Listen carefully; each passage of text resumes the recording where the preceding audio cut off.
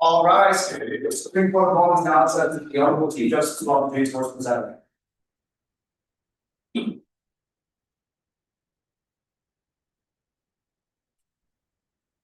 Today, good morning. You may be seated. Will the clerk please call the case?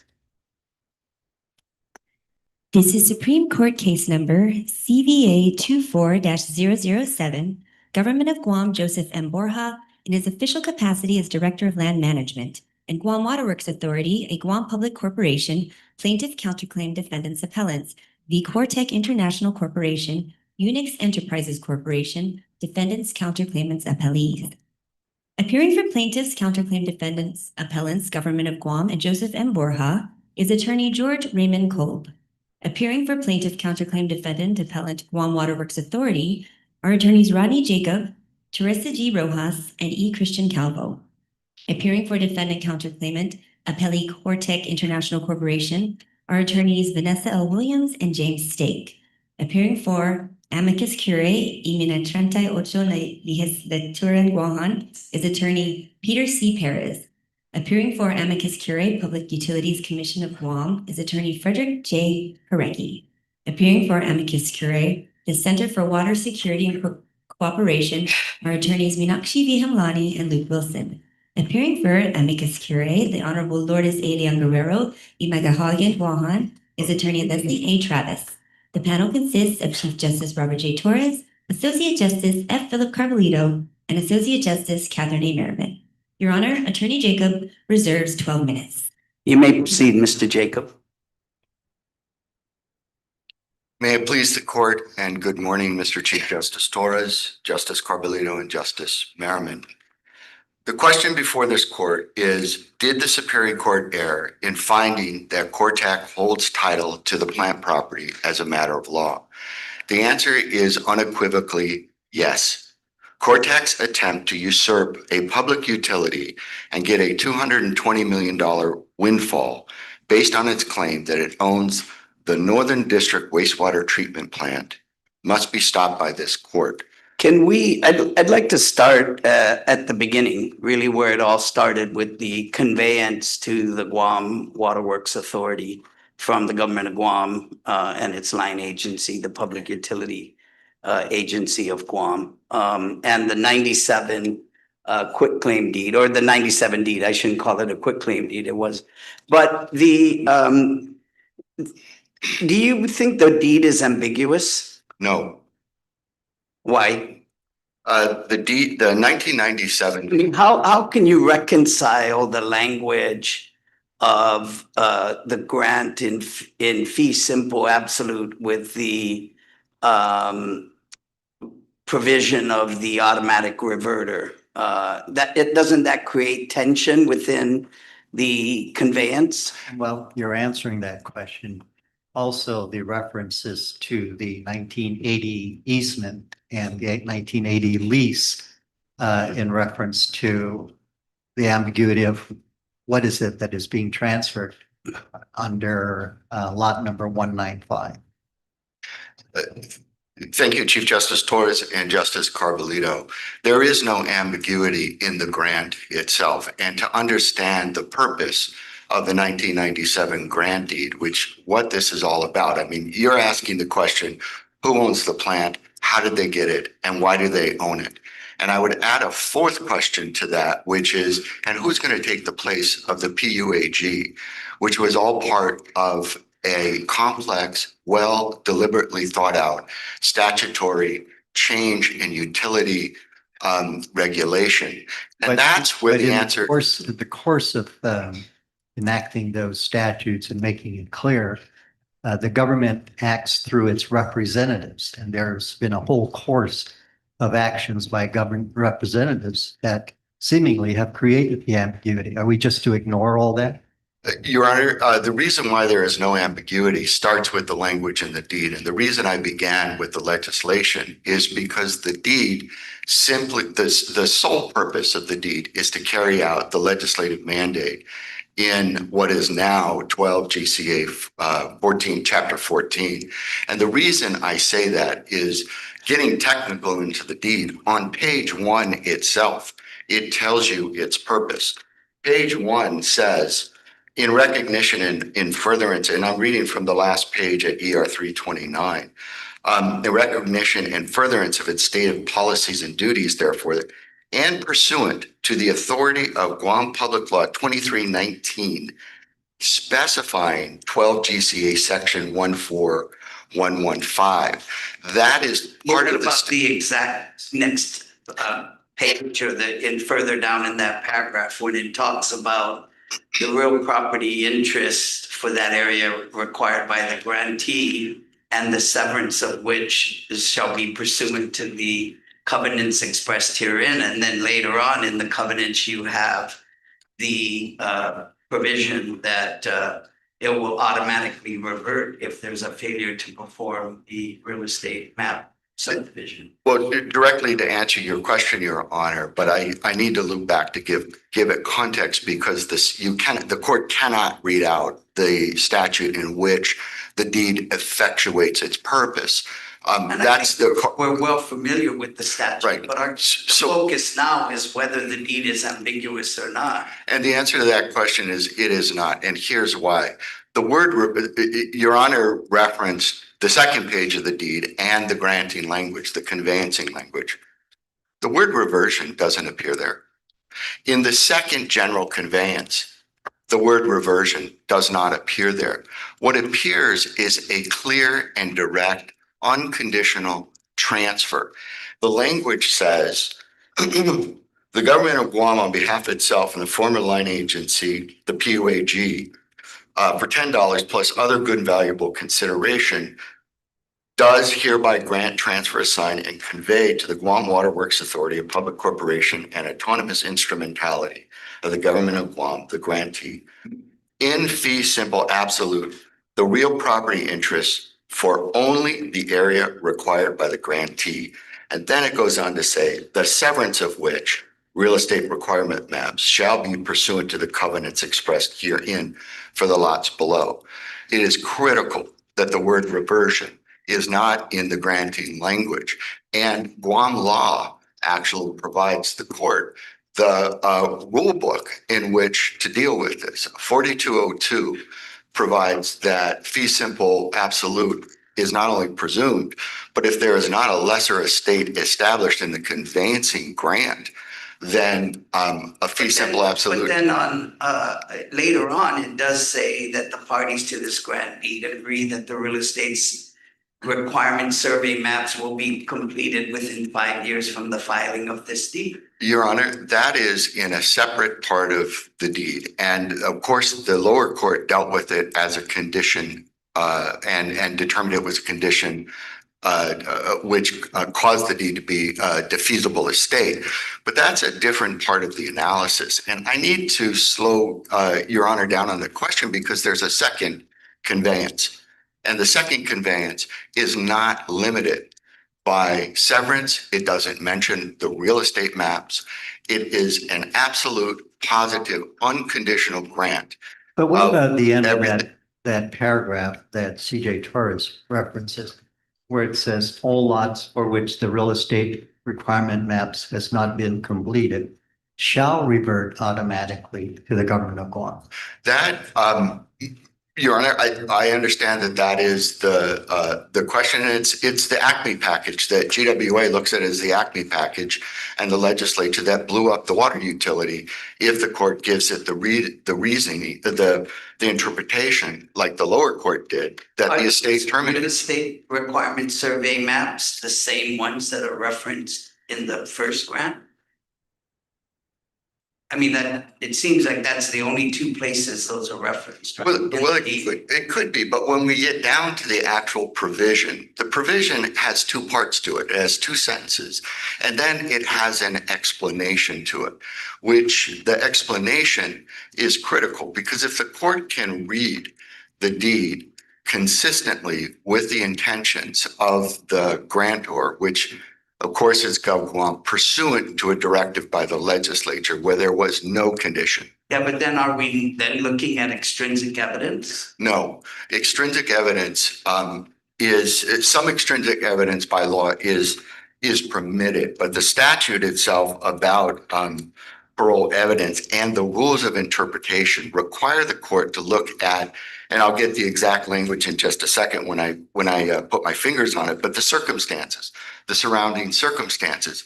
And that's why the trial court, and we think this is an important rule.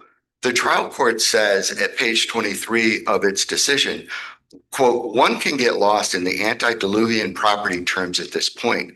It boils down to figuring out which property estate titles apply to the present situation.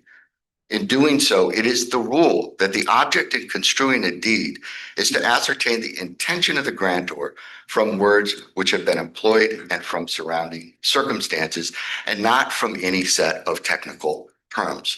Now, the survey provision has two parts. It has an obligation to do surveys within 5 years, but then it has a standalone sentence that's not qualified by time. It says all lots for which real estate requirement maps has not been completed shall revert automatically to the government of Guam.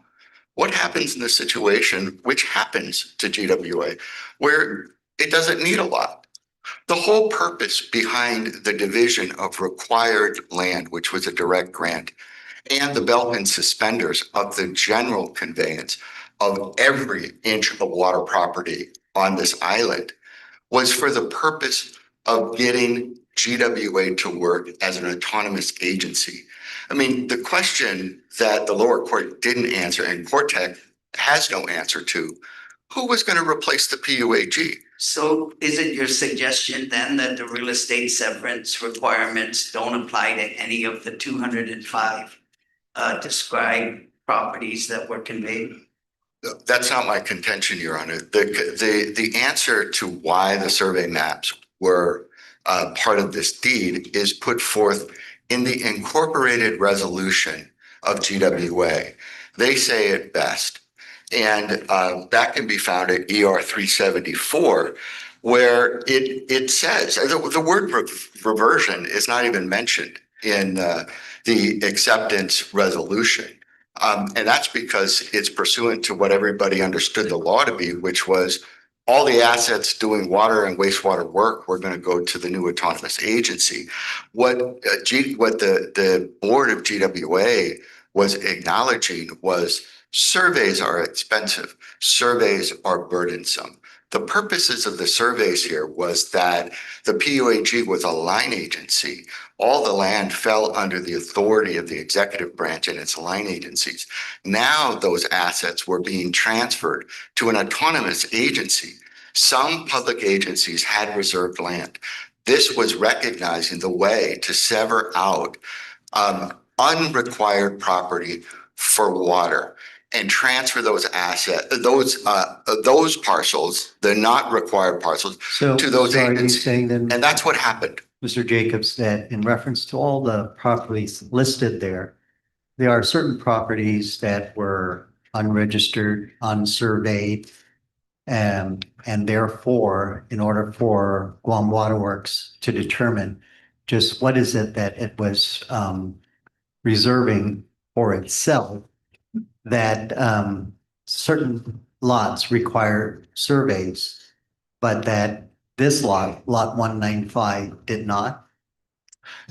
In essence, Your Honor, that is correct. GWA had the right in the deed to determine its own requirements. And that is a critical provision because it's GWA that is running the waterworks.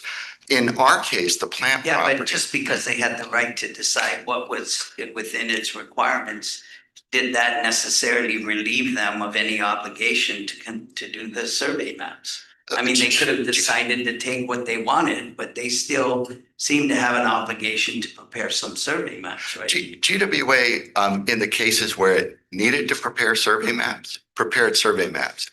In the cases where GWA did not need water, it conveyed those parcels back to agencies. That's in the declaration of our general manager, Berdalio, in the record, which shows specific instances where there were lots parceled out to non-GWA agencies because they were not required. He But also it's- references a companion assignment of properties that accompanied the grant deed. But that wasn't included with the deed itself. It's referenced in two separate areas. The companion Yes, assignment. assignment. If you look at the excerpt of record 80, in the beginning of excerpt of record 81, it talks about the provisions, covenants, et cetera, of the grant deed and the companion assignment. And that's also referenced in the public lands on excerpts of record 78, where it talks about the lots assigned to the grantees by the Chamorro Land Trust Commission in the companion assignment to the grant deed. And I'm trying to understand if that had any relevance to the real estate survey requirements that were imposed upon GWA. Certainly, the relevance of parceling out a non-required land, there would be relevance, especially in what I call the belt and suspenders conveyance. And Your Honor, I'll have to take a look at the document that you're referring to, but I can say in the deed and in the legislation, there was a wholesale assignment. And the second conveyance is very. That's in the grant deed, the Yeah. 97 grant deed, that Right. language. Right, and the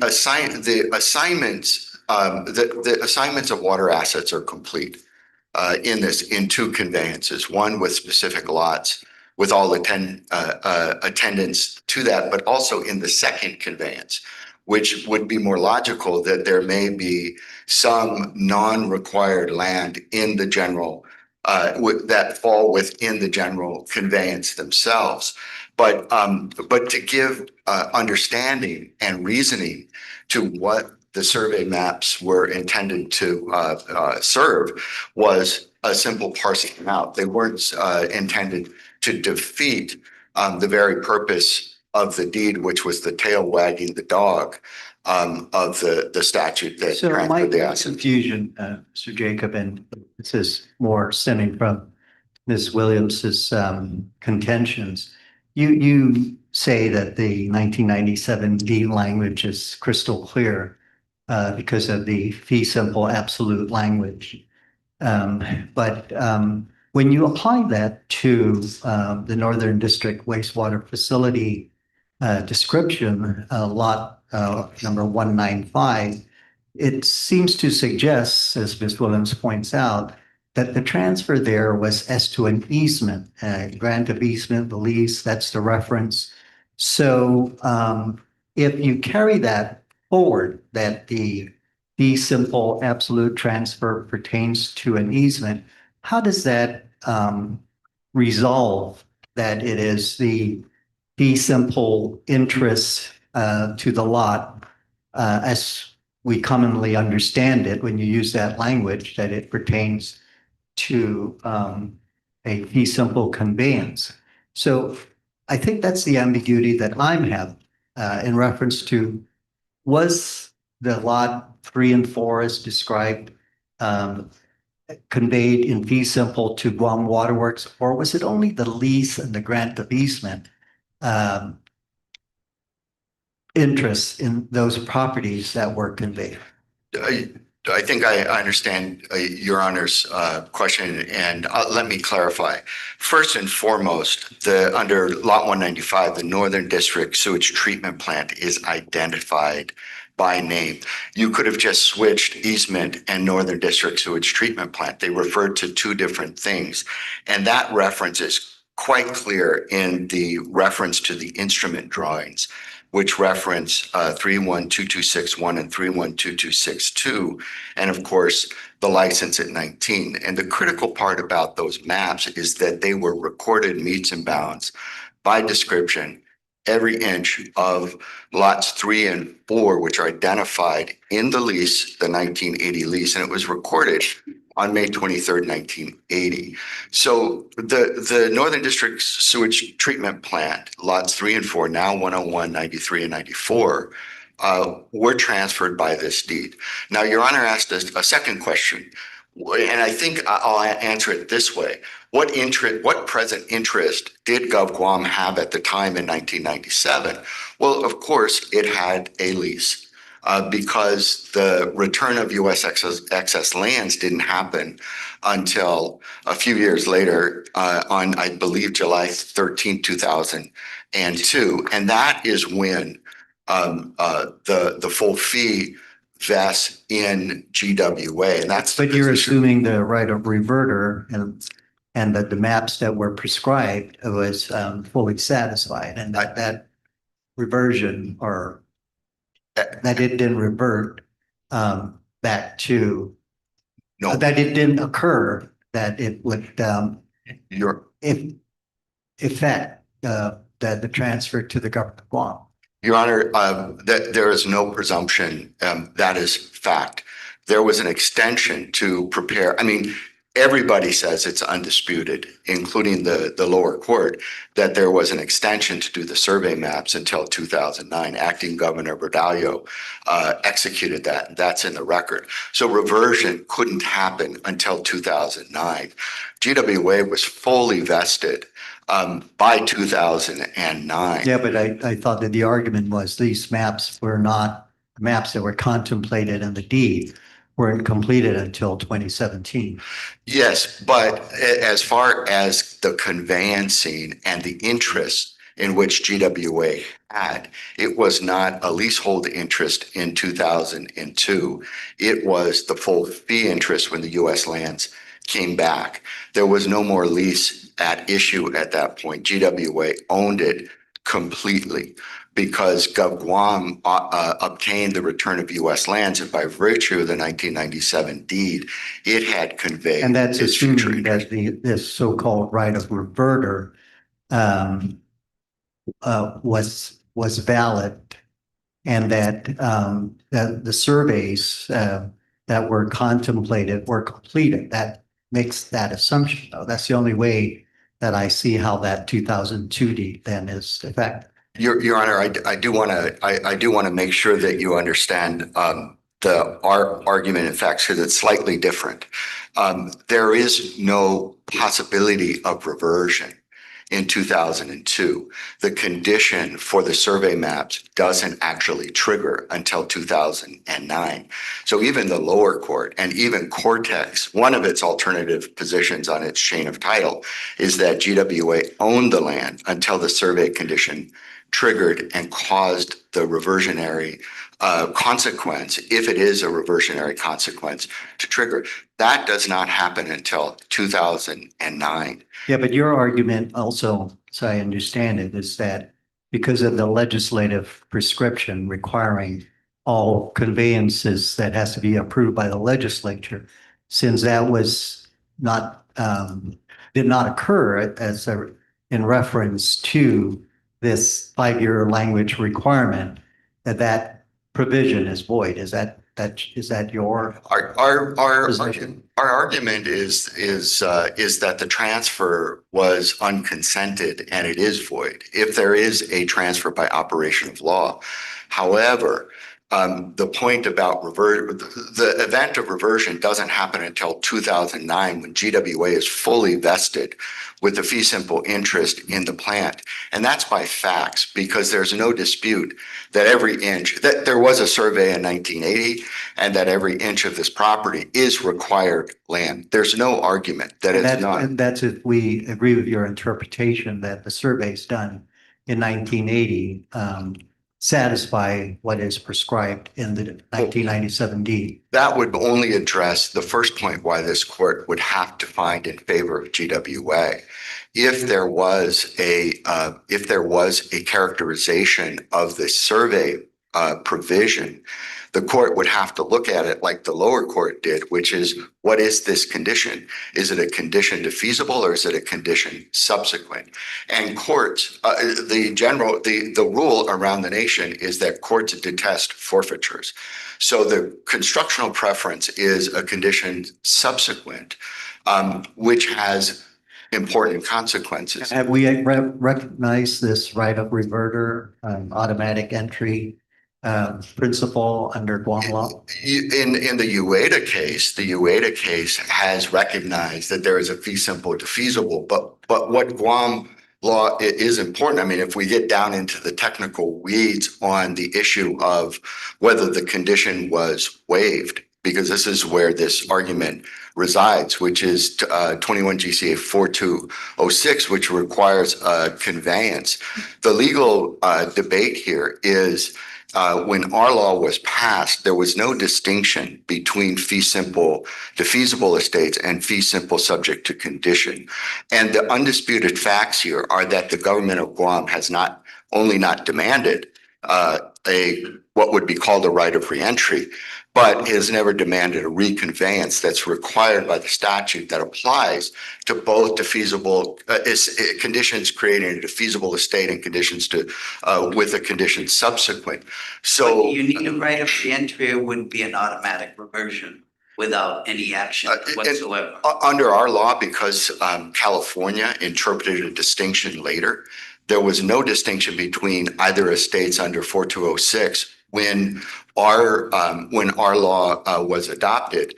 And that means 4206 requirement of reconveyance is important. And the reason behind it is courts detest forfeitures. I mean, that's the bottom line here. And I've got to pull the court back because the legislature detests forfeitures when dealing with its utilities. And that is the only purpose of the 1997 deed, was to carry out the legislative mandate that not only didn't have conditions, but critically, it imposed in the same statute and used the word assumption. It required the new autonomous agency to assume debts, liabilities, burdens, right down to employees and their classification status. Yeah, but So- in my mind, I understand the legislative prescription, but if the enabling document to carry out that requirements, as you are arguing here, does not fulfill that, what is this court to do? Are we then going to rewrite the deed and say this is really what the legislature intended and just ignore what the terms of the deeds provide for? No, the court is going to, as we propose, interpret this deed consistent with the intentions of the legislature. And as I've argued, the survey provision doesn't qualify the conveyancing grant, and the court can read it this way. And if the court finds it's irreconcilable, because certainly nobody is arguing that reversion is consistent with the legislative mandate. Nobody has So how argued do that. you read that first real estate survey requirement that's contained in the initial grant? It's not the words real estate requirement maps. Yeah. It's signaling the intention that it's serving the purpose of severing out unrequired parcels. And the word and that language is picked up in two paragraphs below the survey provision. The survey provision in the third paragraph below says grantor. What specifically are you citing to? ER 367, I'm citing to the deed at page 38. Page 38. Full paragraph 3 says grantor expressly reserves the right to perform surveys to sever out parcels directed by law. That's the purpose of the survey provision. Well, that language is also found in the earlier grant though as well. It's severance. Severance is found twice. Reversion is found nowhere except in the secondary clause that doesn't have a time limitation on reversion. That sentence doesn't say in 5 years the parcel will be reverted. You've used all of your rebuttal time. I'll give you 10 minutes on rebuttal, and I'll give Ms. Williams an additional 10 minutes if she needs it. And Thank you, Your Honor, and thank you for the courtesy.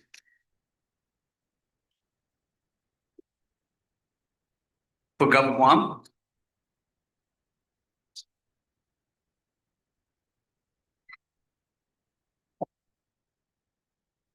Morning, Chief Justice. Well, I'm mainly here in support to the people are deciding about what to do with situation with UWA. Mr. Jacob did a great job of covering everything I was going to say briefly, but I will cover it anyway. The AG wanted me to point out three things he wanted you to consider in this case. One, of course, is the 1997 deed that transferred all of Guam's interest in the plant and other water assets to GWA per the legislature's mandate and created by the title we're talking about, Title 12 and Chapter 14. The second thing was. Could Guam have waived the survey lease requirement after the 5 years had expired? I don't know the answer, Your Honor. I apologize. I'm new to the job. I've been on the case for 2 weeks, so I'm trying to catch up. So, Yeah, this is a very complex case, so I Yes, it is. appreciate your comments. thank you. I actually watched a video this weekend in the same case, and everyone here has been working on a case for a long time, and you guys know the facts very, very well. So it was intimidating. So, the second issue that AG wanted me to bring up was any condition by the survey provision in the deed was waived, and there is no prohibition to the grantor waiving the condition to ensure that the intention of the legislature is to transfer all water assets to GWA is accomplished. I think you just answered the question. What's that now? I think you just answered Okay. TJ's question. I'm sorry. Did you ask? What's your third point? Oh, okay. If hypothetically there was a reversion of the plant property from GWA to Guam, then the property technically would be owned by Guam, as it would not have transferred by operation of law to anyone else, as there is no legislative approval for any such further transfer out of Guam's hands. Is legislative approval required for a right of reverter? I believe so, yes, sir. Why? I don't know. I apologize for that. I'm going to refer the rest of my time to Mr. Jacob and his closing. All right, thank you. Thank you. Mr. Perez goes first. I'm sorry, for the legislature. And the governor is not, council is not arguing on behalf of the amici, so they have 4 minutes each to split up between the three of them. Good morning, Chief Justice Torres. May it please the court, on behalf of the 38th Guam Legislature, as this court knows, the Organic Act of Guam established 3 co-equal branches of the government, of which the legislature is one. And this case threatens that equality. Under the Organic Act of Guam, disposition of Guam real property is controlled by the legislature. And in this case, the legislature directed that the property at issue be held by GWA. It also prohibited transfer of property without legislative approval from GWA. And approval The argument, Mr. Perez, as I understand in part by Ms. Williams, is that we understand that 3 separate branch of government, separation of powers, and the legislative mandate prescribing prior approval before any interest in government property is conveyed. But the argument is that occurred in this case when you have the other statutory provisions creating the return of excess lands, the Ancestral Lands Commission. Those provisions provided the framework in which these conveyances occurred. So is that how legislative approval is obtained for conveying government interests in real property? No, Your Honor. Specifically as to this case, legislative approval was never given authorizing this conveyance. With respect, Which conveyance? There are a few conveyances here that we're talking about. We have the 97 deed, we have the 2002 deed from Gov't to the Guam Ancestral Lands Commission. So which transfer are you saying had no legislative approval or legislative approval was required? the purported transfer from GWA to Cortec, a private party. And what transfer was that? Well, my understanding is that transfer occurred automatically through the foreclosure. Ultimately, but if we back up, no conveyance of the property would have been authorized without specific Is legislative legislative approval. approval required for government to government transfer? Or is it only required when there's transfer to a third party and privatization or sale to an outside party? I would submit that it would include government to government because the legislature under the Organic Act has exclusive control over disposition of Guam property. And with respect to the Ancestral Lands Commission issue, I would note that utilities, infrastructure, essential to the protection, welfare, public interest was specifically exempted from transfer. So it would not have been transferred that way either.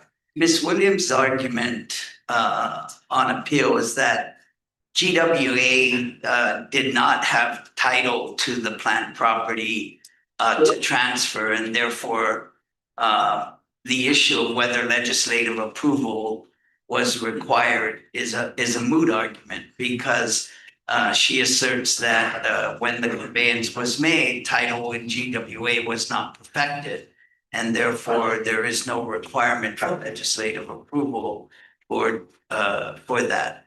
I don't think that argument helps because we're talking about a Guam property, whether it belonged to GWA or otherwise, would have required legislative approval, and it would have needed legislation specifically identifying the property at issue. So Mr. Peretz, how would Guam, representatives of Guam, what should they have done differently in 1997 when the government of Guam sought to convey the properties to the Guam Waterworks Authority? What steps should have been taken that would have satisfied the provisions requiring legislative approval? Well, the legislation which transferred the assets and properties from PUAG to GWA did not authorize the transfer from GWA to any other party. So that was in place, and that's any conveyance which flowed to a private party would have been void. Would From the start. legislative approval have been required for GWA to return the lands that it did not need back to government of Guam in accordance with the deed? I would say yes, because we're talking about Was disposition. that done? Let me hear the question again. In the 97 grant deed, it's a specific requirement that for this real estate survey maps to be done and for GWA to reconvey the property back to the government of Guam when the maps were completed, and it determined what it needed for its purposes. And you're saying legislative approval is required for any conveyance, and I said in the deed itself, there seemed to be this contemplation that these properties would be surveyed and reconveyed, and was legislative approval required for that? And you said yes, and I said, was that obtained? I would, as to the specific fact, I can't answer, but what I can say is that to the extent that the trial court issued a ruling which purported to transfer to uphold title to a private entity without legislative approval and without specific legislation identifying that property, violates separation of powers, which this court has said applies to Guam and strictly adheres to and zealously protects. Does the legislature's approval of generally of property transfers from the government of Guam to the Guam Ancestral Lands Commission satisfy that approval? Well, as I mentioned before, there was an exemption regarding properties such as utilities, public easements, infrastructure, which our position is this is exempted property. Right. Thank you. Thank you, Mr. Peretz. Mr. Horecki?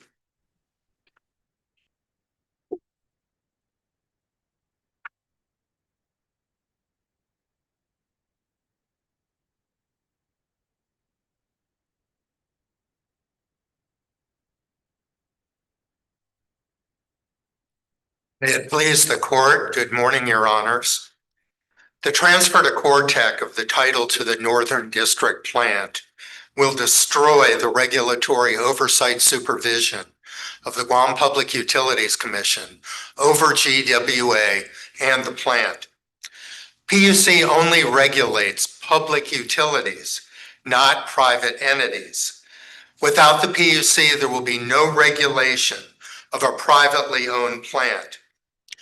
PUC. What about Cortex's argument is they have no desire to take over the operations and GWA can continue to operate it and you can continue to regulate it in the same manner you do now? First of all, by owning the plant, Cortec will be the operator. They have no choice. They could designate an operator, but that operator works as an agent for them. So ownership and operation go together. Still to continue in possession and occupation of the property, the PUC would lose jurisdiction if Cortec had title to the property? Yes, that's correct. And I think even though they're still the operator, the government agency that you have authority to regulate? I don't believe that GWA could be the operator of a privately owned plant. And one reason we've also stated is that the PUC cannot fund plant operations or capital improvement projects with either ratepayer funds or bond funds for a privately owned plant. I think it's very unlikely that GWA could operate the plant because what would be the source of funding? Right now, it's ratepayer rates or bond issuances, and that's not going to be feasible. Mr. Arecki, that the information that you're providing, how does that help us interpret the 1997 deed? I mean, it would seem to me that the costs and who to bear, I mean, that's Cortec. If Cortec ends up being the owner of the property, that's Cortec's issue. But how does that information help us interpret what the language of the 1997 deed means, which is really what the issues are before this court? Yes, Your Honor, that's true. And that's an issue for GWA. But I have one issue that does relate to that for the PUC. And that's the transfer to Cortec of title to the northern plant is illegal and invalid pursuant to 12 GCA section 1429. And what that section does, it absolutely prohibits the transfer of the northern plant to any entity other than GWA. Any transfer by the government of Guam, whether it's by reversion or deed to parties other than GWA, will violate the pledge of the government. The government is required to protect the exclusive right of the authority, GWA, to operate any water or wastewater plant in Guam. So the PUC's contention is it cannot be transferred under that statute to a private entity. It's in violation of the law. And the government has also agreed that it will not permit the acquisition or operation of the plant by any entity other than GWA. It guarantees an exclusive right to the plant to GWA. So does that mean then that if that act of executing that 1997 deed is illegal, that we are to strike down the entire 1997 deed? No, Your Honor. I think any conveyance to GWA is expressly, it's required by the law. You know, our utilities in Guam are monopolies. Yeah, but then with that document that you argue is the executing document, there is a provision that if the survey requirements are not met, that the property goes back to the government of Guam. I believe that provision's illegal under 12 GCA 14229. Okay, so your position is that's a void provision. Yes, Is that severable? yes. You say that with some uncertainty.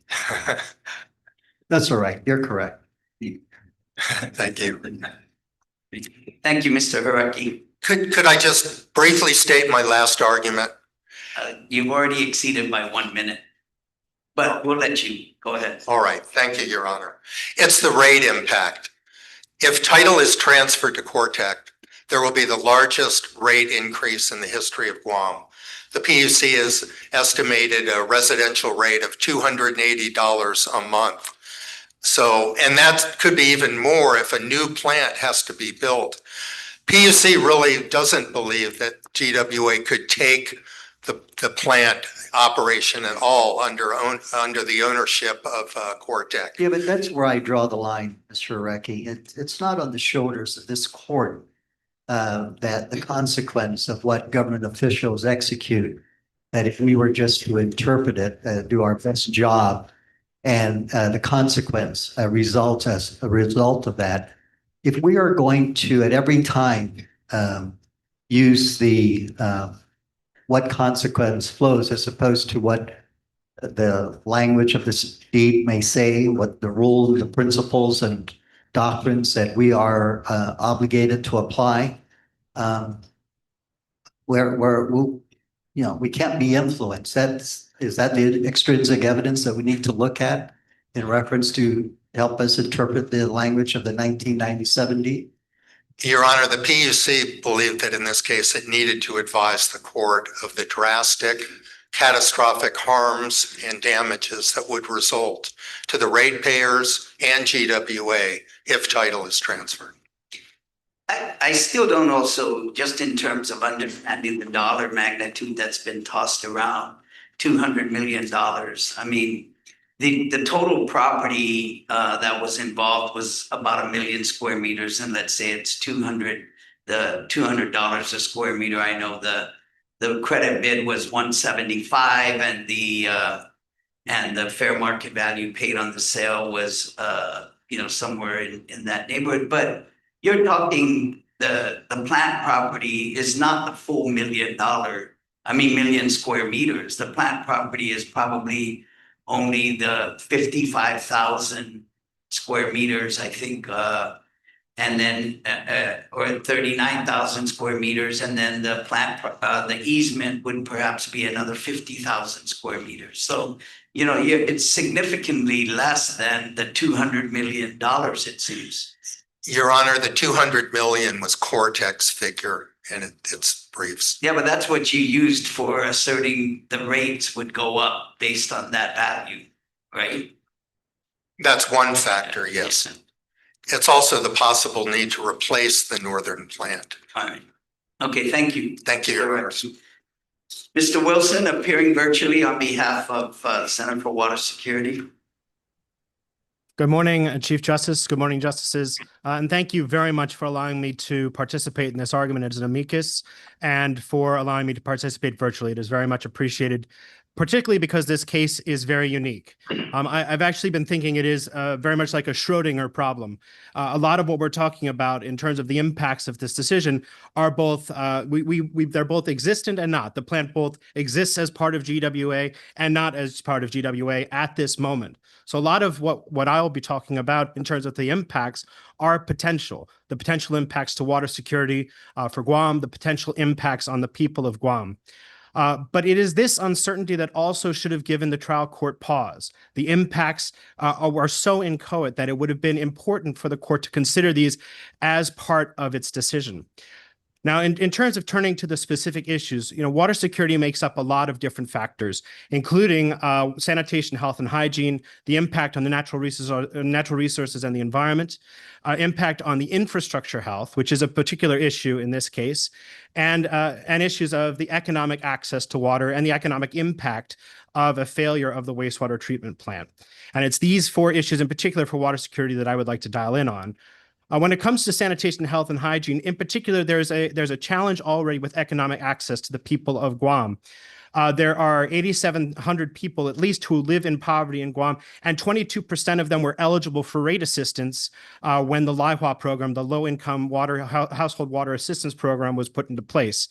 Any additional rate increase would have an impact on this population that is already struggling to pay for its water and its sanitation, its sewerage services, particularly if it goes up to $300 a month, as is suggested by the PUC. This will be almost 10%. If it went up to $300 a month, it would be almost 10% of a household income for a family of four, which is much higher than the international standard of 2 to 3%. In terms of natural resources and the environment, there's already a consent decree in place between Guam and the US EPA. This consent decree focused on over 200 violations of the Clean Water Act, where raw sewage was pumped into the waters around Guam. There's already concerns about the ability of the GWA to properly serve the population in terms of protecting against these untreated sewage this untreated sewage entering into the waters around Guam. And if the Northern District wastewater treatment plant is even subject to additional limitations, which again, we're not sure exactly. Cortec has made assertions, but we're not sure exactly what that looks like. That would have a great impact. The infrastructure health is very important. Mr. Hrecki was talking about this a little bit as well, particularly when it comes to asset management. A lot of utilities rely on their infrastructure as well as their rate base to get bonds. So right now, the capital assets of GWA are $813 million. If you take away the Northern District wastewater treatment plant from that portfolio, you're taking at least $100 million of assets away from GWA, which will impact its ability to get bond funding. And as you know, on the island, everything is going to be more expensive. Bringing in additional resources to build a new plant and already when GWA is struggling with this, that'll be particularly difficult. Last, I do want to turn to the ratepayers in particular, because they have been paying through their rates into the capital expenses, into the future capital expenses of these treatment plants. And when the lower court didn't consider this as part of the decision, they disenfranchised the people who have been paying for years through their rates to improve their facilities, the water and wastewater facilities in the future. So for that, I know I'm out of time. So if there are any questions, I'm happy to answer them. Thank you, Mr. Wilson. Thank you for taking the time to appear and before the court. Ms. Williams has 40 minutes, an additional 10 minutes added to her time. Actually, 50 minutes, I'm sorry, she already had with the 10 that we had given for. Thank you, Justice Merriman. Thank you. Good morning, Chief Justice Torres, Justice Carbolito, Justice Merriman, and may it please the court. The court may affirm the lower court's judgment on any ground supported by the record, and the result would be GWA's public use would continue. Then the lower court would just be left to determine whether and what just compensation is due. On the other hand, I'd like to start also where we started with Mr. Jacob, and that's looking at whether the 97 deed is ambiguous. But before we do that, it seems that you're arguing for the first time on appeal that the 97 grant deed didn't include the plant property because it wasn't sufficiently described or conveyed by the deed, or that the deed did not confer title because of a condition precedent that was not met. But this is a different argument, and it's different than what the court found below, because the court down below in its order in August 14th determined that the 97 grant deed transferred title to the property to GWA, and then title reverted to Gov't in 2009. So why the change in argument from what the position was down below? yes, Your Honor. And should we give the trial court an opportunity to address that argument? Yes, Your Honor. So with respect to the first question, I appreciate the opportunity to clarify that on argument, because our specific position, the precise argument is that it doesn't matter if the 1980 easement or lease was included in the 1997 deed. Those are lesser estates. The fee simples, parcel 3 and 4 were plainly not included. Cortec has maintained this position. Didn't they merge later when the United States conveyed the deed to Gov't in 2002? That's correct, Your Honor. They merged with the United States, with the government's interest, and then they were extinguished. Yeah, but if the after acquired title deed applies to the 2002 US deed to Gov't, then why doesn't GWA get that interest? Yes, Your Honor. So when the government subsequently acquired title, it was legally impossible for the fee to be conveyed through the 1997 deed because the 1997 deed only included the lesser estates. And that has been a position that Cortec has maintained since the very beginning in opposition to GWA's first motion for summary judgment, then in opposition to their second motion for summary judgment, and finally on But reconsideration. that's not what the trial court found. It's not what the trial court finds, but And you didn't bring a cross claim against the trial court's decision in that regard. no, we didn't, Your Honor, because we're not seeking to expand the relief. We're only seeking to affirm the judgment on any legal ground. And we believe for the same reasons that this court granted interlocutory review, it would be appropriate to address these legal theories that would support affirming the judgment. We're not seeking to expand Cortec's relief. It would just maintain the judgment on other grounds. Thank you, Your Honor. So to go back to the 1997 deed where the court was So like, do you think the 97 deed is ambiguous? Your Honor, no. I would say there is. You and Mr. Jacob at least agree on that part. We do, and we did agree in the lower court as well. And the reason I say that is there may be words that are inconsistent. Certainly a fee simple absolute cannot be equated with an easement. Those are two different interests. But when we're looking at the intent and whether a deed is ambiguous, you look at the entire document, the four corners of the deed. And so if you look at the entire document, you can see that unlike every other sewage treatment plant, number 195 is the only one that doesn't specify a lot number or size. Of the 205 properties listed, 195 is the only one that uses the word easement. And it uses the word easement twice in the description. And this comports with GWA's reliance on. But it also uses the word plant, right? It also uses the word plant. Yes, it does. It says Northern District Sewage Treatment plant. Treatment plant. The plant was part of the system. And the rights that the government of Guam had at that time in 1997 to that system was a lease for the plant and an easement for the sewage system that supports the plant. So sewer lines that were described in that agreement. So the grant deed conveyed the easement and the lease. Correct. That's Cortec's position. Yeah, but to me, I mean, the importance of that delineation has to do with the description of the property. If someone was to go out and try to identify what specific lot was described in that lot number 195, that description is contained in 195. And so even if assuming the conveyance was to the easement, grant of easement, as you're arguing, in 2002, when there was the transfer from the government there was a transfer from the U.S. government to the government of Guam, then that's when the fee arose.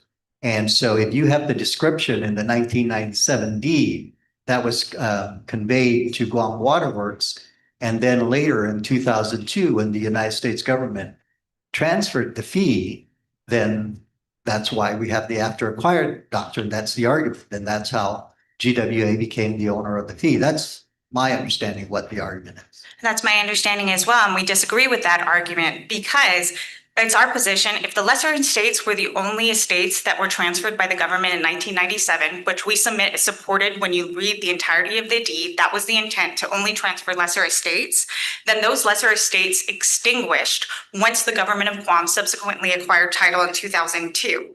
And there's Ninth Circuit case on point, Glenbrook Homeowners. So then that vested title in GWA at that point? No, Your Honor. Okay. Because you say the condition, it was a condition precedent that the survey maps had to be completed before title vested. well, that's an alternative argument, but no, Your Honor, we're saying that it couldn't pass the fee simple because once the easement was extinguished, then it could not be passed through subsequently acquired title.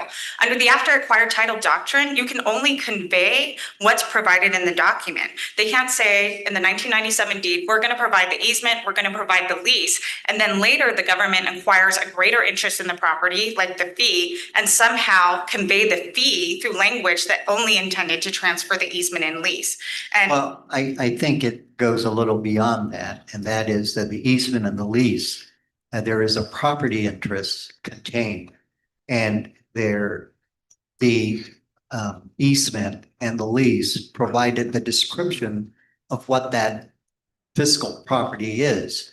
Now, even if your contention is that the lease was extinguished, if there was intent on the part of the grantor to transfer the fiscal property as described in lot number 195, and that arose in 2002 when the US government transferred whatever was described in those properties to the government of Guam, then that is also an argument that can be made that at that time, that fiscal description of that property, that tangible land, was what was transferred by the 2002 deed.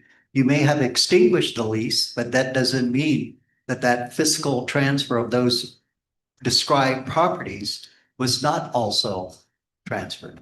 Yes, Your Honor, but we disagree in terms of the language of the deed. The language didn't describe parcels 3 and 4. Number 195, again, we use the word easement twice. It did use the word plant. We're referring to the sewage system. But if you look at the entirety of, within the 4 corners of the deed, it's clear that the intent was only to transfer that lesser estate. But it's my understanding that part of the argument is that if someone, some competent, capable land surveyor, was to trace out the meets and bounds description as that's contained in that deed, that they would have be able to delineate those parcels 3 and 4. Yes, Your Honor, but the deed described the lesser estates. So that would only establish, the surveyor would only be confirming, yes, GWA has a 1980 leasehold interest in parcels 3 and 4, and a 1980 easement interest in all of those sewer lines that were described in that separate instrument. So that's the definitive language, the language in the deed. It could have described parcels 3 and 4, it didn't. And we have to believe this was intentional, because again, if you're looking at the 205 properties listed, it's the only one of all the plants that doesn't include the lot number and size. So Instead, then- it leaves with easement. Doesn't that mean then the government of Guam owns the property now? Because of the 2002 transfer and the US government? It would mean that the government of property owned the, government of Guam owned it in 2002 when they acquired it in fee simple. And then they conveyed that interest through the chain of title, and Cortec owns it now. But doesn't the Guam ancestral land statute specifically prohibit the transfer of property used for utilities? So it could not have been transferred from the government of Guam to Cortec or to Torres estate and then to Cortec. Yes, Your Honor, I believe that you're referring to Public Law 22-145 that says any existing public easements could not be transferred, and also referred to in Cortec's chain of title. But remember, there were 2 interests that that we're talking about that pertain to the sewage treatment system. There's an easement for sewer lines, and there was a lease. A lease is not like an easement. It has no, it's not a property interest. It's a license to use property. No, but if, as you say, in the because of the 1997 deed, the interest GW had was extinguished, then the property reverted to government of Guam and is now owned by the government of Guam, according to your theory. It was owned by the government of Guam in fee simple. There was no longer an easement or lease to convey. And then the government of Guam in turn transferred it to the Ancestral Lands Commission, who then conveyed it to the Torres estate. But the Ancestral Lands Commission was not able to convey it to the Torres estate. Specifically, those lands were exempted. So doesn't the government of Guam still own the property?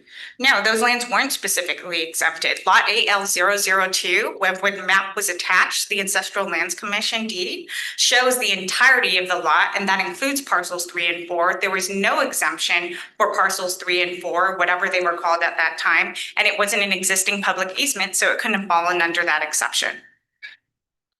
I just want to go back to your argument of this, the effect of the extinguishment of the 1980 lease and easement as a result of the merger doctrine. But it's my understanding of property law that the 1980 lease is a leasehold interest and that it's transferable. It doesn't necessarily means that is extinguished as a result of the fee being conveyed to the government of Guam, but that this is something that is transferable, which is what occurred in the 2002 deed. Yes, Your Honor. So in terms, I'm sorry, what is the question? So the question is, was it really extinguished? I mean, Yes, Your Honor. was it transferred prior to it? Okay, so even if we assume that the lease could not be extinguished under the merchant doctrine, and that's not our position and that's not the law, but even if we assume that, the record is undisputed that GWA never renewed the lease, so it expired. So any claim that they have to this property, whether it's leasehold, easement, fee simple, they're foreclosed on every ground. And this is what we had discussed in our first round of motions for summary judgment back in 2021.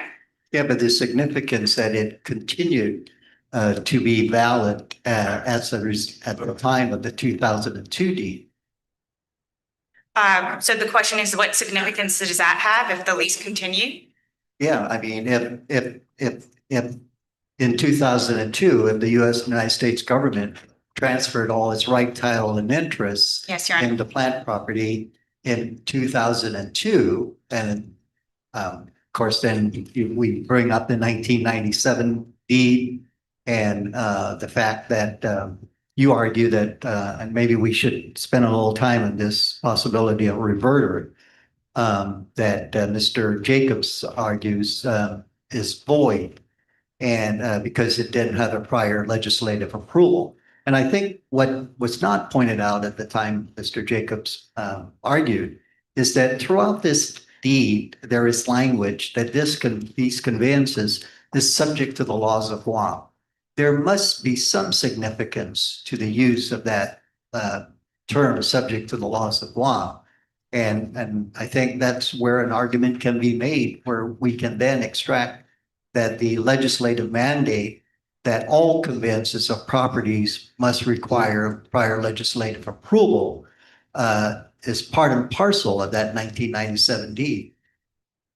Right, and there was legislative approval or authorization to enter into the 1997 deed. And if you look at the language in But that. according to Mr. Paris, that's not how legislative approval works. Legislative approval is you draft a bill, you specifically describe the property, you say from who it goes to, from the grantor to the grantee, and you seek 15 votes or a majority of those senators to authorize that transfer. And according to Mr. Paris, that never occurred here. So that would mean that the 1997 deed is void, Your Honor. No, that would mean that the right of reverter language is void and the deed continued to stay with Guam Waterworks. I'm sorry, Your Honor. So you're. So what the argument, as I understand, is that we have this reverter clause in the 1997 deed. You don't do the surveys within 5 years. This property goes back to the government of Guam. And the argument is that, number one, the survey requirements were done. But even if, as a result of the 1990 easement and grant of lease, or grant of easement and the lease, but even if those surveys did not carry out the requirements of the deed, the right of reverter in terms of, and now it means that the property goes from GWA to Gov't Guam. What that means is that if it is subject to the laws of Guam, is that it never had the prior approval of the legislature. And if that is the case, then the argument is that that provision is void and it doesn't automatically revert. And therefore you can't have that after acquired doctrine from the government of Guam to Ancestral Lands Commission and to the predecessors of Corp. Your Honor, I would disagree with that the legislature didn't authorize or that possibility of reverter. So there's a possibility of reverter, which is automatic, or the right of reentry, which must be exercised by some affirmative steps. The possibility of reverter is, I'm sorry, Your Honor, I just lost my So voice. I guess what I'd like to engage with you is that it is the policy of this government that any transfer of government property must obtain prior legislative approval. The question in my mind is, how does that requirement work itself into the mechanics of this deed? How is it that that requirement works itself into this deed, that you need the legislative approval in order for that right of reverter to take into effect? And I'm saying that there is this provision in the deed that says everything in these provisions is subject to the laws of Guam. And the laws of Guam is that you got to have a law of Guam is such that, and there are a couple of provisions, is that before any interest in government land is conveyed, you must come before the legislature. And when I asked Mr. Paris, how does that mechanics work? Is it that the legislature passing the Ancestral Lands Commission, the legislature setting up the return of excess land? Does that satisfy that requirement? And his answer was no. And so why is he not correct? Your Honor, I'm not sure, because I'm not sure if I'm misunderstanding or just not familiar with the mechanics of that process, procedurally going to the legislature to approve a specific transfer. But I can say that the legislature did authorize the transfers of ancestral lands definitively in public laws 22-145, 23-23, 23-141, and then through 25-45 when they created the Ancestral But Lands the Commission. argument is it was subject to the laws of Guam that restricted transfers of properties that were being used for public purposes or for easements. Right, Your Honor. Well, I think the language was for public easements, so recognize public easements and what the court expounded on in Gutierrez v. GPA. And as I said, the parcels. So that was a little different because in that case, they didn't put the power plants on where the easement was located. They put it in an area that wasn't, and then tried to argue there was an implied license of some sort that should have survived. So that was a different set of circumstances and easily, I think, distinguishable from this case where there's no question that the plan is where it was designated. Yes, Your Honor. I think that if the court will allow, I think the easiest way to dispose of this issue is if we consider the land title registration law, which was an issue that was raised with the lower court, and if you look at the land. But are we supposed to look at that on appeal now? On this land title registration issue? Yes, Your Honor, absolutely, because it is dispositive. It is of the issue of whether Superior Court has whether Cortec has superior title. And this court has previously acknowledged whenever we're talking about registered land, we have to begin with the land title registration law. And so I think that's the big piece missing here is that we haven't even addressed that.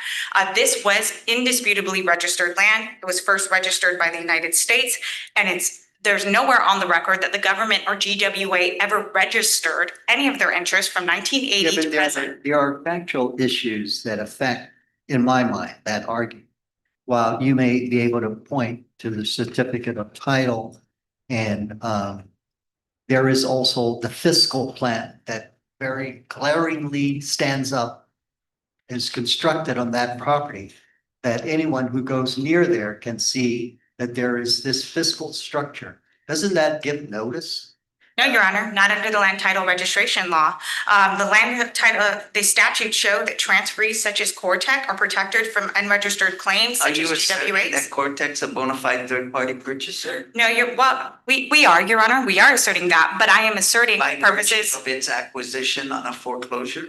Yes, Your Honor, but that is not the issue that I think that disposes of this. The registration law statutes and this court's precedent say that transferees such as Cortec, not just bona fide purchasers, but transferees who take from a registered owner are protected from unregistered claims such as GWAs. We start with the statute and set 21 GCA 29155. It instructs exactly how to treat or construe the 1997 deed.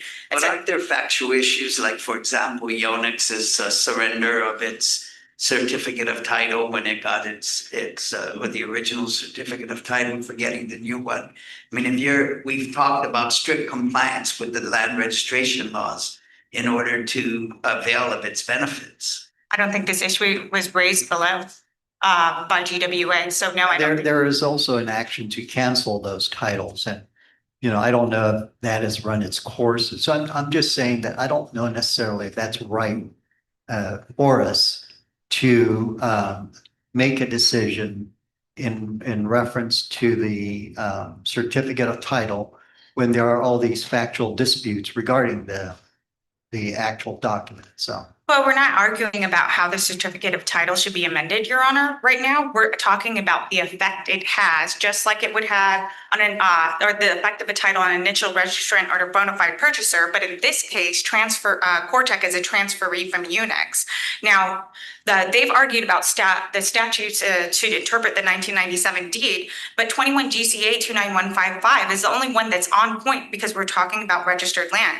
It says deeds relating to registered land are only effective as by way of contract between the parties. So in this case, GWA and the government of Guam, and as authority for the registrar to register the interest in compliance with the act. And only when the deed is filed does the transfer, as is purported in the deed, become effective.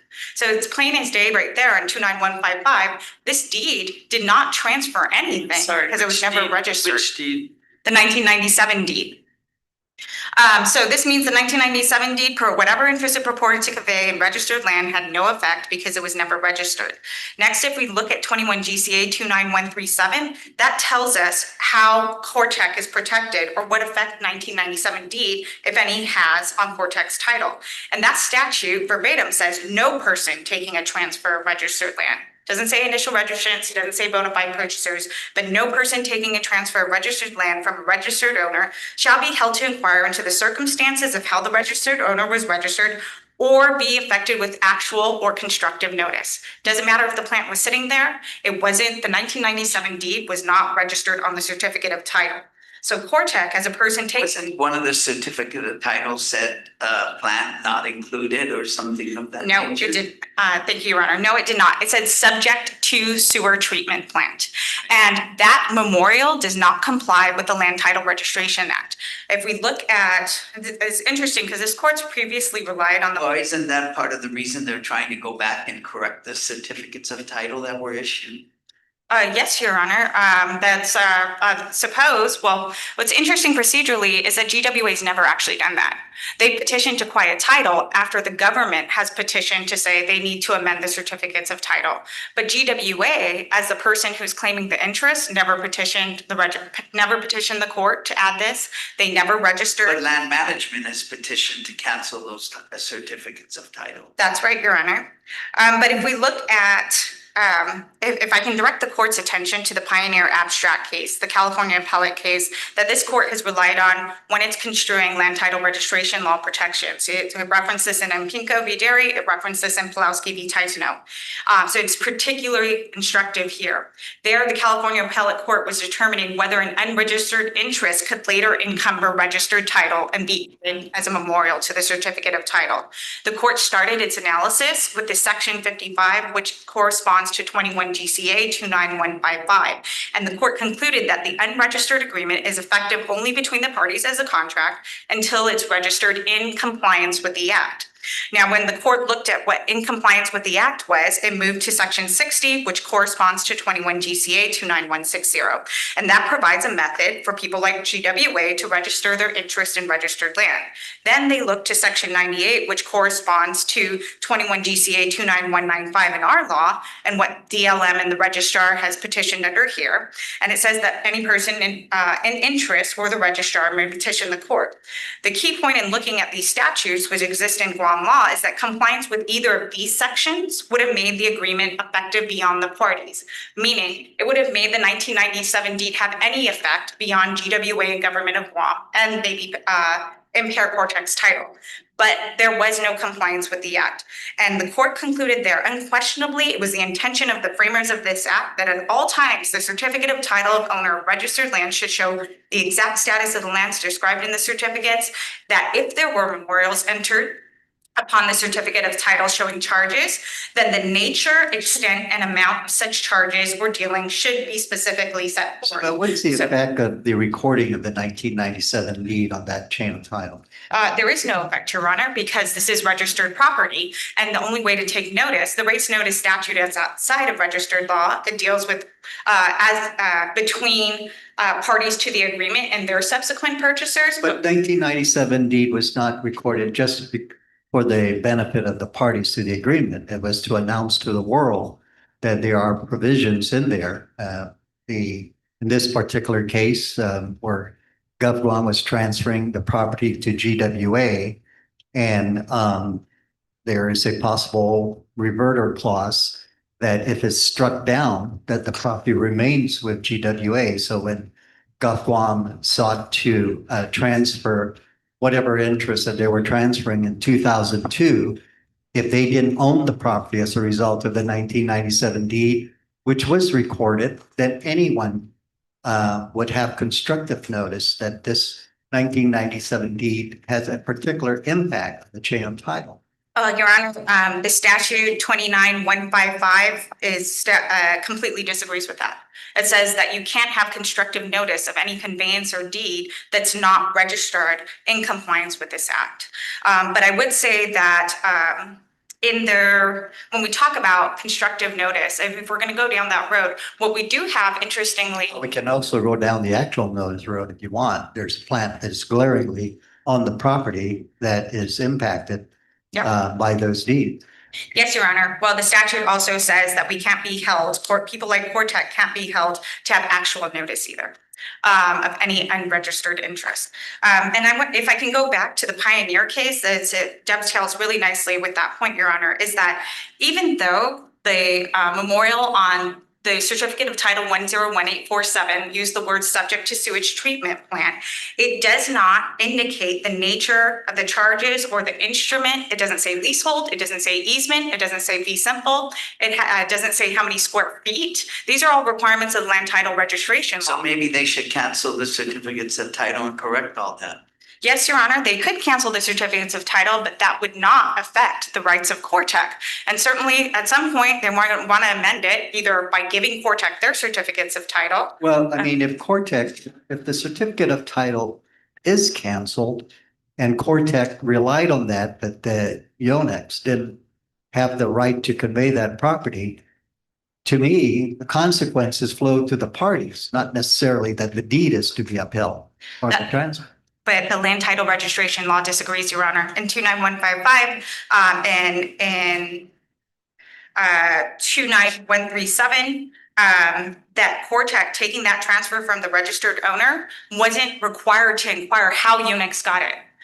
So, Your Honor, I cannot overestimate the importance of the land title registration law and the protections is extended to people like Cortec.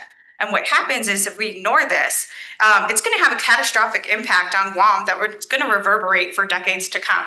Not necessarily, because if parties are to take advantage of circumstances, and I'll certainly look at what provisions you're citing, and they have actual knowledge, both constructive and actual knowledge, but then say, well, we're just going to get around that by looking at this particular provision.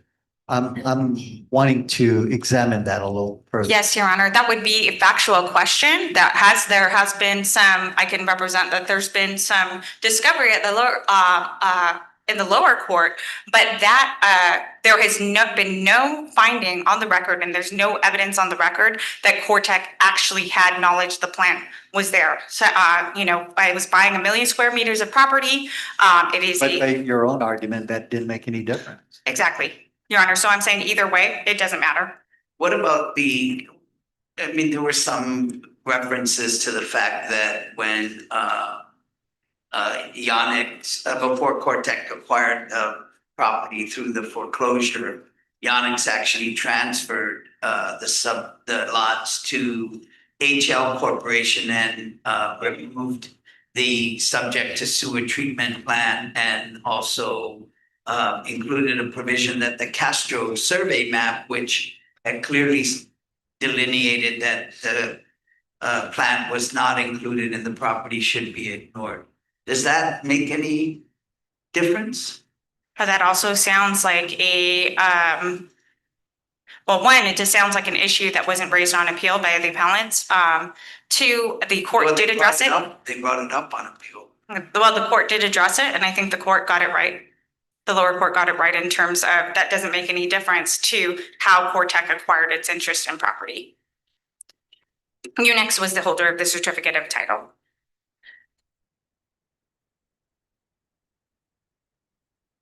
So why would Unix have had to have done that, removing the reference to the sewer treatment plant and the Castro map?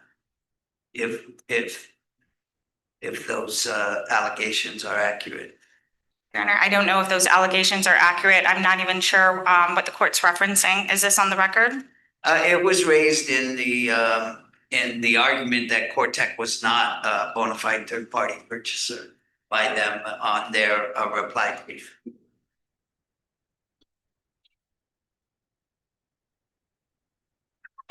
Okay, so your question, Your Honor, is whether Cortec's a bona fide purchaser?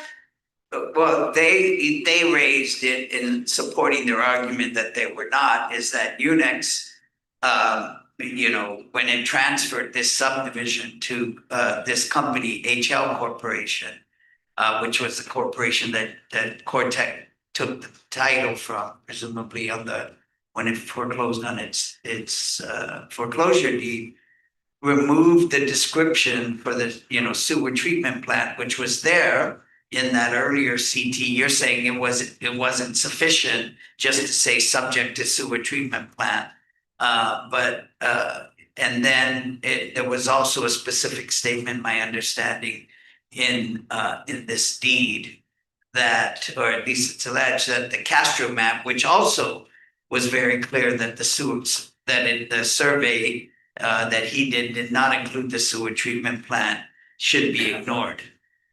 Yes, Your Honor. So I do think these are factual determinations to go towards whether Cortec is a bona fide purchaser. I think the legal issue of whether Cortec is a bona fide purchaser is irrelevant to its status as a transferee of registered land under the land title registration law.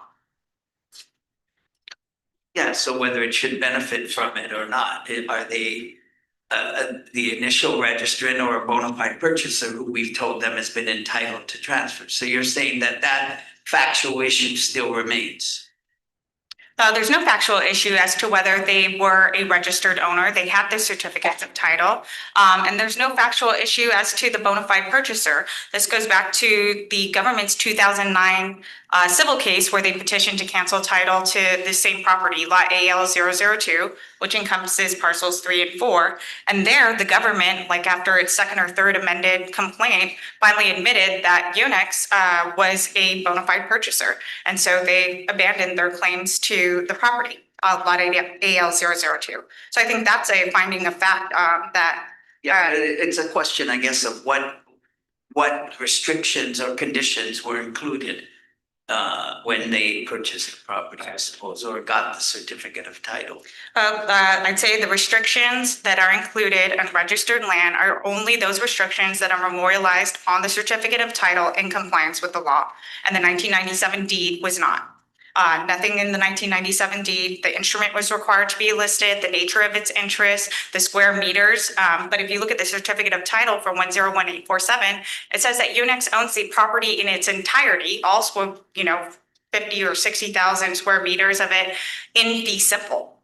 So there is no interest that encumbered that title, and Cortec was allowed to take that transfer from Unix and that title. What is subject to the plant or the sewer plant being then? Well, Your Honor, I'm not sure it's on the record, but we did depose the registrar at the time, and he said he didn't know. But if we assume that Unix knew that certificate of title was inaccurate, should there be some consequence as a result of it? Well, if Unix knew it was inaccurate, should there be some consequence to Cortec? They knew that there was a plant on the property that they're representing is unencumbered.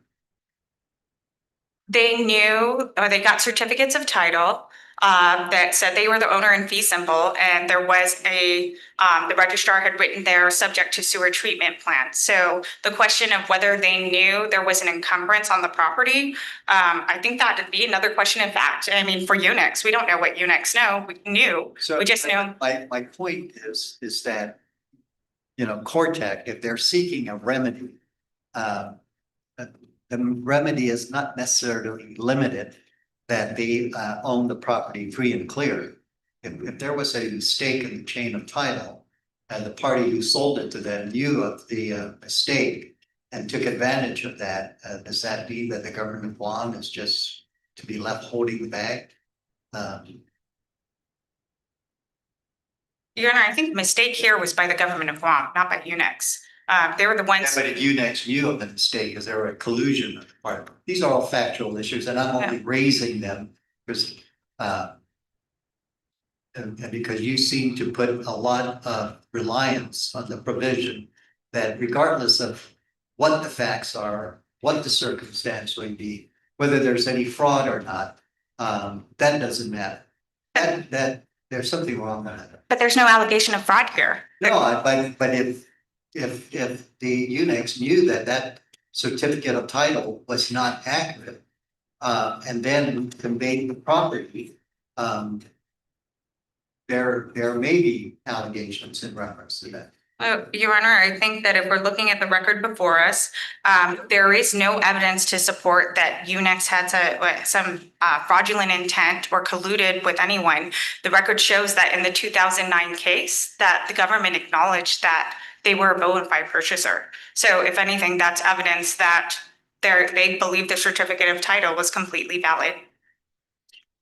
Let's go back to the 97 grant deed and your position that the description contained in 195 is only for a lesser interest and does not is not transferable as a fee, and also that the lots. Another argument I guess you say it was an alternative that it wasn't sufficiently described, right? It was an insufficient description of what the Northern District Sewage Treatment Plan and the easement was. But there are references to these maps that are contained, the two map instrument numbers. Were the lots sufficiently identified on those drawing numbers? I think that in the instrument ending in -12 or 22 for the 1980 lease does describe parcels 3 and 4. And both the 1980 easement and the 1980 lease had maps that show parts of the sewage treatment plant or sewage treatment system rather. And the map that was attached to the lease was an excerpt of that map that just showed like the lease parcels.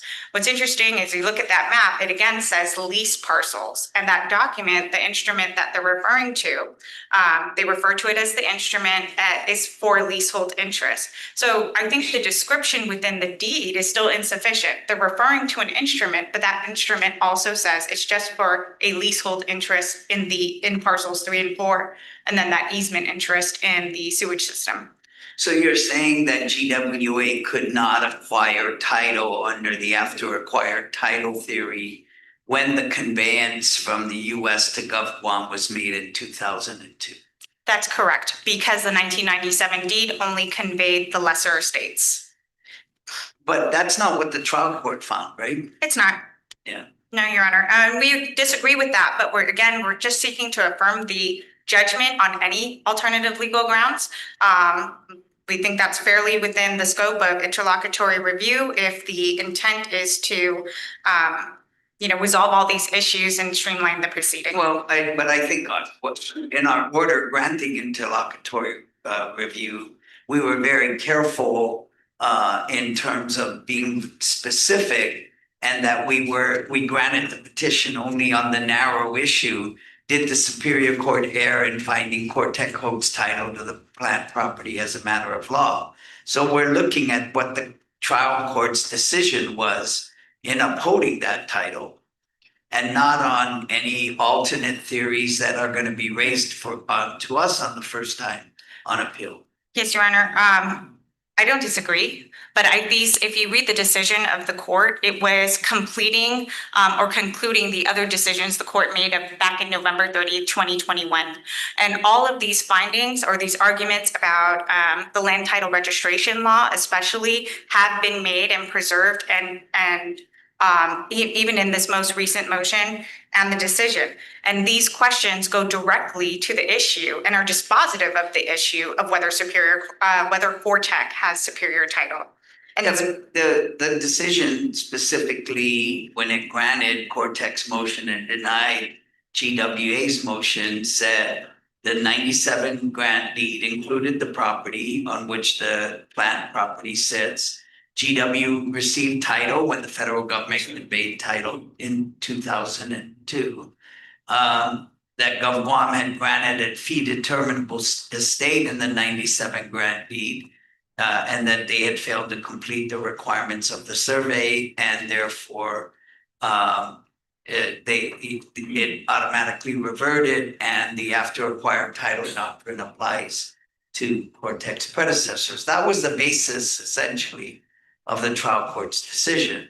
yes, Your Honor. And you're taking exception to them finding that grant deed from Guam to GWA included the property. You're taking exception from them that GWA received title in 2001 when the federal government conveyed title to Guam, and that Guam had given them a fee title, although a determinable interest according to the judge in the 97 grant deed.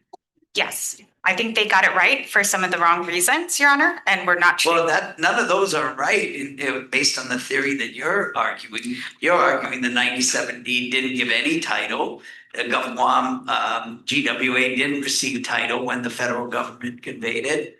And the fee simple determinable wasn't given in 97 because they didn't have any.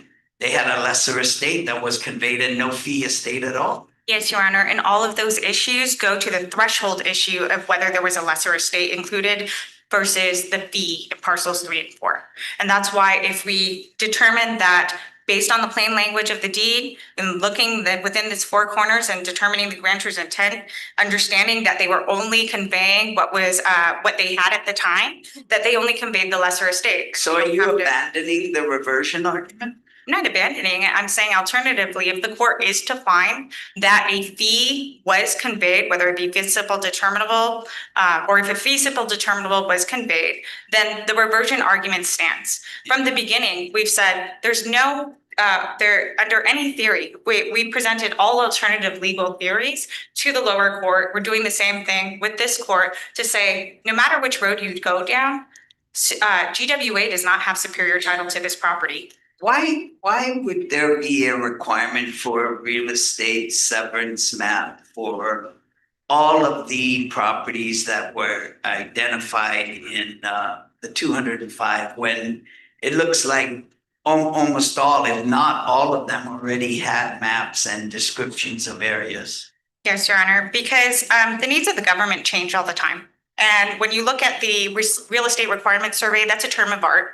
And it's defined as it's for any agency that is anticipating acquiring property. So even though GWA is an autonomous agency of the government of Guam, it's separate and it has to separately describe what its needs are for any of the properties that were listed.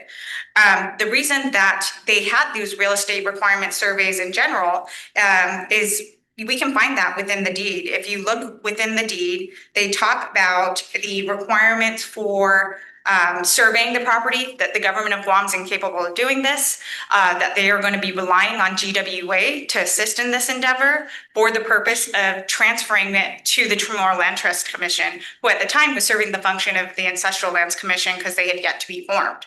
So we have it right there within the deed. The whole idea was identify exactly what you need, and whatever you don't, if you don't do that within 5 years, all this is going back over ancestral land. Those properties that were included in 1 to 205 all seem to relate specifically to sewage, sewer pumps, wells. Everything there seemed to be included within the deed was property that would have been required for use by GWA. And then you have the separate provision, and in fact, the government seems to argue that a deed wouldn't have even been required to make any of these transfers because of the law that says GWA had to accept all of the real property under PUAG's administration would automatically transfer to GWA. Well, the legislature can mandate, but they can't execute. And so in order for the property to be transferred, it had to be executed through a deed. That's the way you transfer property. And in order for it to be effective beyond GWA and the government of Guam, they had to register it, which they didn't. So isn't it reasonable to conclude that those properties that were in 1 through 205 were not subject to the real estate severance requirements, real estate map severance requirements? I'm not sure I understand, Your Honor, because I don't think that's reasonable at all. I think that the real estate requirement survey, it's listed at the beginning. It's part of the grant as one of the conditions. It's at the end when it's referring, and in between that, we have all of the listings, 205. So I think the survey requirements were for every single property. And in fact, GWA has been doing those survey requirements for like the last 10 years, getting through their bank of properties. Yeah, but if I mean, as you pointed out, the language as well for what real estate severance requirement maps are for, they're prepared in anticipation of government acquisition of land to establish description and ownership. And so if these properties were all conveyed to GWA, the 205 plus whatever the Chamorro Land Trust assigned to them to get surveyed, plus other properties that they were to determine if there was any need for public use, and then prepare those maps to give back the ownership to the government of Guam. Doesn't that seem that those were what they were talking about in that deed?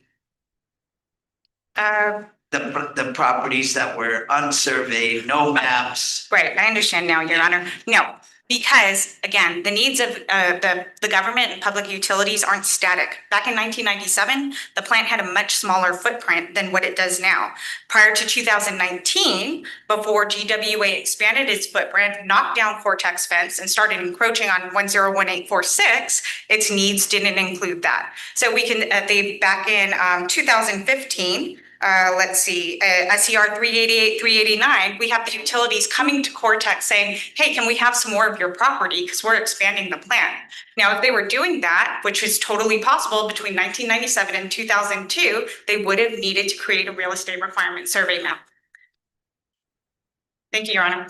Thank you, Ms. Williams. Mr. Jake, we have 10 minutes. I'm meeting that.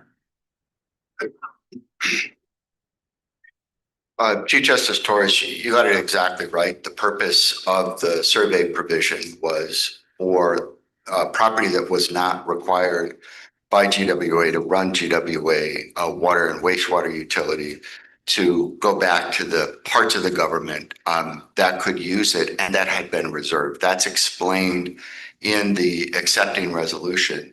The other reason that's absolutely correct is because there is no exception in the enabling statute, which required the assumption, not the transfer, the assumption of the assets with its burdens.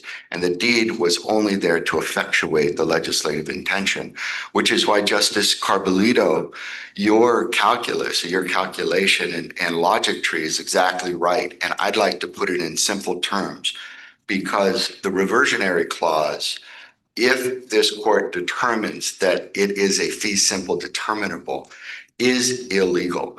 And under the terms of the deed, the specific language of the deed, it's the last paragraph, it calls for the severance of illegal provisions. And that would be exactly one consistent way to read into the intentions of the grantor exactly what is supposed to be the mechanics of the transfers of assets and burdens. And what What I mean by that is that it's consistent with what the law imposes upon the lower court and this court to do, which is to divine the intentions of the grantor, and to do that by surrounding circumstances and events. That is what the statutory law imposes on a legal interpretation of a deed. So reversion. I do want, because of your limited time, for you to address also and appreciate your comment. Ms. Williams is arguing that the property described in 195, the easement, since the easement was extinguished, her argument is that there was nothing transferred in the 1997 deed having to do with the plant property. And the question in my mind is that if we start that there was a transfer, it's fee simple, absolute of the property interest described in the various lots, and lot number 195, which starts with the word easement, but then goes and describes the Northern District plant. Is there any other conveyance that could be gleaned from the document in reference to that particular lot?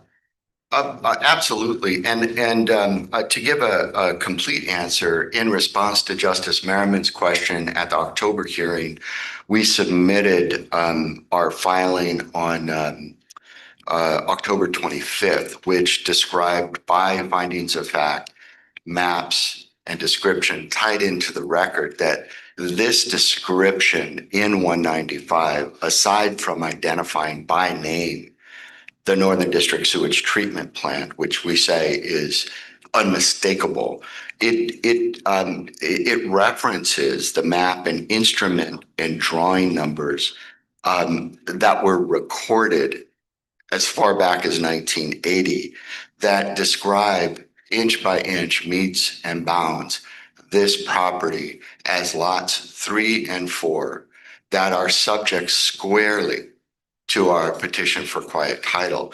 So it is untrue that 195 does not describe in particularity the land we're talking about. And on top of that, I know it was a different topic, but there was a plant there since 1980, a big plant. And I used to quit before GWA took on the enormous regulatory burdens. You could smell it before you see it. Everybody knew it was there. And in the record, the deponent, Ed Ching, acknowledged that Cortec knew that there was a plant there. But getting back to your question, it's absolutely described in here. And we lay it out in minute detail in the response to Justice Merriman, your request for us to file maps. Was legislative approval obtained for the transfer of any of the properties that from GWA back to any of the agencies or that it did pursuant to the real estate requirements? Your Honor, that wasn't addressed in the record, so I would only be guessing, Your Honor, if I gave that question, but I'm happy to address it after the hearing if the court wants me to. But I would say that it was part of the conveyance in 12 GCA Chapter 14 that only PUAG water assets were transferred. So and it was contemplated that there would be property surveyed and returned to these other government agencies. So that was legislative approval in advance for the conveyance by deeds. We would argue absolutely it would comply with the legislative intent because it was consistent with the same enabling statute at 12 GCA 14116, which puts the brakes on any transfers without legislative consent backed by 1 GCA 1800. But what is clear from your argument, if I understand it, is that when Government of Guam in 1997 executed the deed to Guam Waterworks and included a right of reverter language, which was not satisfied, assuming it wasn't satisfied that there were no maps that carried out the requirements prescribed in the statute. And therefore, the argument is that the property then was transferred from Guam Waterworks back to Guam, the argument is that there was no legislative approval for that, and that provision then is void. Is that the argument? That is one of the arguments, Your Honor, and that is a perfectly logical and Is there any other statute where legislative approval is required for a government-to-government transfer? well, 1 GCA 1800. Yeah, that's privatization. No, Your Honor, it says no property can be, let me see if I can actually get the text. But Requirement of approval for privatization. but the actual language of It says privatized, any function or transfer any property of the government of Guam shall be subject to transmitted to the legislature. I'm trying to reconcile that with the direct authorization to be able to engage in undertaking these real estate surveys, severance surveys, and then transferring the property back to other government agencies. it would be consistent with this enabling law, which actually required the organic kind of divestiture of non-required land. Which, and in addition to that, your 1 GCA 1800, what about the provision of 12 GCA 14116? Yes, exactly, Your Honor. That There's also 21-60112. which requires a map and consent if anything goes back, and Cortec's argument about its chain of title, once it gets its story right, obviously lacks a map. It's unsurveyed, undivided land is what went purportedly up the chain of title to them. I do want to make one point about the description, Your Honor, in the Justice Carbolito. It bears to point out lot number 4 in the deed says Agana sewage treatment plant facilities and access road, Agana artificial island and accretion containing so many square feet, but then it gives a description bounded to the south by Route 1, West Marine Drive, etc.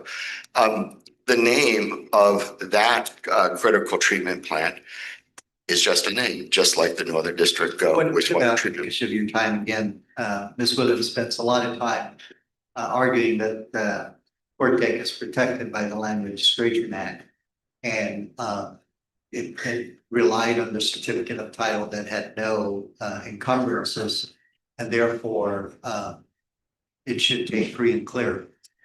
No problem.